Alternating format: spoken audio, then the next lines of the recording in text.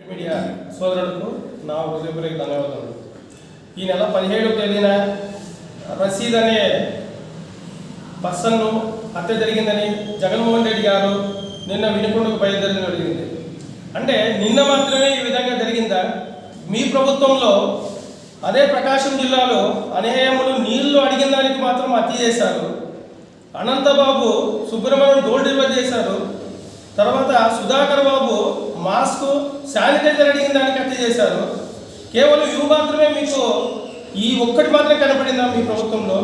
కాబట్టి మీరు చేస్తుండే రాజకీయాలు శవ రాజకీయాలు కానీ నిజమైన రాజకీయాలు కాదు. ప్రజలంతా గమనిస్తున్నారు. ఈరోజు సోషల్ మీడియా ప్రతి ఒక్క జోబులో ఉంది, ప్రతి ఇంట్లో ఉంది, ప్రతి ఒక్క జోబులో కూడా ఉంది. పశువులు కాసే వాళ్ళ దగ్గర నుంచి పాసి పని చేసే వాళ్ళ దగ్గరకు ప్రతి ఒక్కరి దగ్గర సోషల్ మీడియా ఉంది. సోషల్ మీడియా మీకు అందరితో గమనిస్తూనే ఉంది. ఈ విధంగా గమనించడం వల్లే మీకు 5 ఏళ్ళకే మీకు టోటల్గా ఉత్సాహం చేశారు.